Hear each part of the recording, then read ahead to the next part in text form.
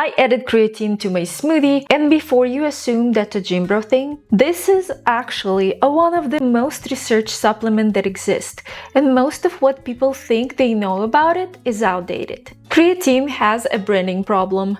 It got associated with bodybuilding decades ago and never shook that image. Even though the research on it has expanded way past muscle, it's naturally made by your body and stores mostly in muscle tissue. And new research has been looking at cognitive and energy effect, not just strength. I wanted to actually cover what it does instead of just tossing it in because it's trending. 1 banana for natural sweetness, a cup of mixed berries, strawberry, blueberry, and cherry for antioxidants and flavor that carries the whole smoothie. A tablespoon of hemp hearts for plant protein and healthy fat, and 5 grams of creatine monohydrate. That's the standard studied daily dose, and it's flavorless, so it disappears completely into the berry. Milk as a base. 1 date for a little extra natural sweetness. Blend until fully smooth. Creatine can leave a slight grit if you rush. Here's the mechanism in plain terms. Your muscles store creatine as phosphocreatine, and that's used for quick burst of energy, which is why it's associated with strength and power output specifically, not endurance. A few myths worth clearing up.